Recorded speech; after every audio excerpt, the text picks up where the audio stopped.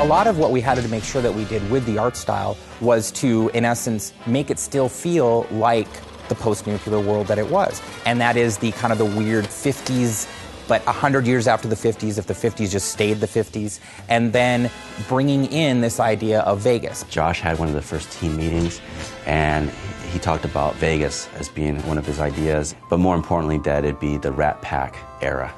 And when he said that, then I was just joyous, because it's just great aesthetics at that time. When we started the game, there were a few things aesthetically that we knew we wanted to do. We wanted to make sure that the architectural style of homes and as well as the casinos either reflected 50s style from the Vegas era, or it reflected an even earlier time, more like the settlers of the West.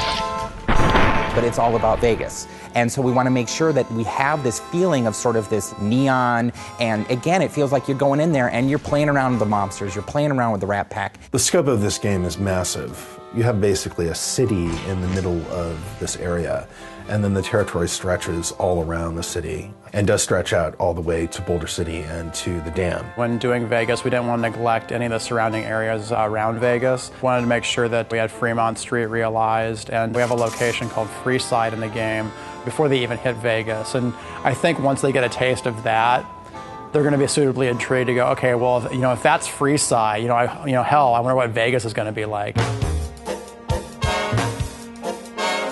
The Vegas that we were representing was really classic Vegas. This is something that dovetails nicely with the general aesthetic of the Fallout series as a whole. Everything to do with the Strip is a big artistic playground. One of the strengths we saw about being able to use Vegas as a location is because all those casinos have their own individual themes. It's like a big amusement park the size of a city.